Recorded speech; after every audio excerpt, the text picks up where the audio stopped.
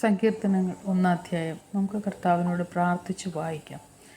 കർത്താവെ, അങ്ങയുടെ സന്നിധിയിലേക്ക് ഈ രാവിലെ സമയത്ത് കടന്നു വരുന്ന പച്ച കർത്താവെ, ഈ സങ്കീർത്തനത്തിലൂടെ ഇന്ന് ഞങ്ങളോട് ഇടപെടണമേ. ഞങ്ങൾക്കും മറ്റുള്ളവർക്കും ആശ്വാസമായി തീരേണ്ടതിന് കർത്താവെ ഞങ്ങളോട് ഇടപെടുമാറാകണമേ. ഞങ്ങൾക്ക് ഈ മന്ന വിളമ്പിത്തരുമാറാകണമേ എന്ന് പ്രാർത്ഥിക്കുന്നു.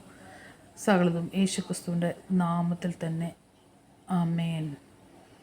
നമുക്ക് സങ്കീർത്തനം വായിക്കാം. ദുഷ്ടന്മാരുടെ ആലോചന പ്രകാരം നടക്കാതെയും പാപികളുടെ വഴിയിൽ നിൽക്കാതെയും പരിഹാസികളുടെ ഇരിപ്പിടത്തിൽ ഇരിക്കാതെയും യഹോവയുടെ ന്യായപ്രമാണത്തിൽ സന്തോഷിച്ച് അവൻ്റെ ന്യായപ്രമാണത്തെ രാപകൽ ധ്യാനിക്കുന്നവൻ ഭാഗ്യവാൻ.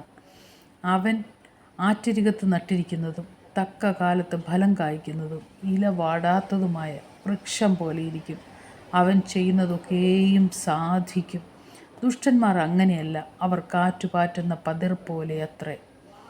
ആകയാൽ ദുഷ്ടന്മാർ ന്യായവിസ്താരത്തിലും പാപികൾ നീതിമാന്മാരുടെ സഭയിലും നിവർന്നു നിൽക്കുകയില്ല. യഹോവ നീതിമാന്മാരുടെ വഴി അറിയുന്നു, ദുഷ്ടന്മാരുടെ വഴിയോ നാശകരമാകുന്നു.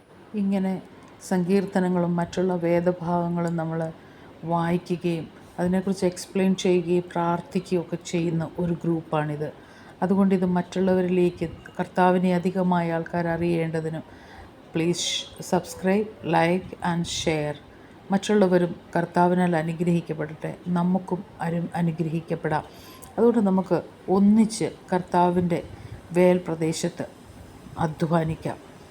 ഓക്കെ, അപ്പോൾ താങ്ക്സ് ഫോർ വാച്ചിങ്. അടുത്ത വീഡിയോയുമായി നാളെ രാവിലെ നമുക്ക് കാണാം. ഓക്കെ.